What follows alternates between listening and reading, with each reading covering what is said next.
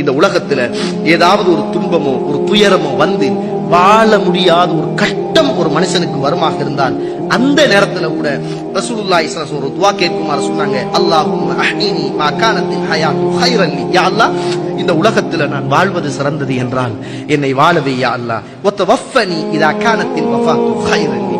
யா அல்லாஹ், நான் மௌத்தாகிறது தான் எனக்கு சிறப்பு என்றால் என்ன மௌத்தாக்கினி யா அல்லாஹ். ஐயோ, உங்களால தாங்க முடியலப்பா, உங்களோட பிரச்சனை எனக்கு தலை வெடிக்குது, தூக்கு போட்டு சாகனம் போல இருக்குது, யாரெல்லாம் ஏத்தான் என்ன உசுரோட வச்சிருக்கியோ தெரியாது, மௌத்தாக்கிடு. இப்படி எல்லாம் நீங்க துவா கேட்காது, இப்படி எல்லாம் நீங்க கேட்காதுங்க.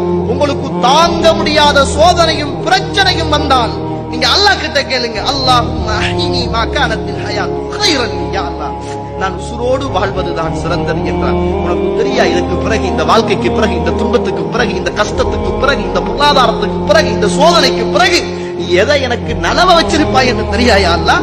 நான் வாழ்றதுதான் சிறந்தது என்றால் என்னை நீ வாழ வைக்கிறது. வத்தவஃபனி இதா கானத்தில் வஃபாத்து கைரன் லி. யா அல்லாஹ், நான் மௌத்தாகிறது தான் சிறப்பு அப்படி என்று ஒற்ற பார்வையில் உனக்கு தெரியுமாக இருந்தால் என்னை மௌத்தாக்கிடு யா அல்லாஹ் என்று நீங்க அல்லாஹ் கிட்ட கேளுங்க.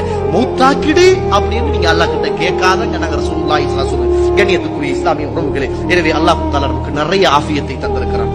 தனிமையில இருந்து, தஹஜ்ஜுடைய நேரத்துல இருந்து, ஒவ்வொரு கணவரும் ஒவ்வொரு மனைவியும் ஒவ்வொரு மூலையில தட்ட தனிய இருந்து நமக்கு அல்லாஹ் தஆலா தந்திருக்கின்ற இந்த ஆஃபியத்தை பத்தி நம்ம வாழ்க்கையில யோசித்தால் அந்த தஹஜ்ஜுடைய நேரத்தில் வல்லாஹி வல்லாஹி சும்ம வல்லாஹி கண்கள் குளமாகும். நம்மளை அறியாமல் நம்முடைய கைகள் வானத்தை நோக்கி நிச்சயமாக செய்யும் உயரும் என்பதை நானும் நீங்களும் மறந்துவிடக் கூடாது.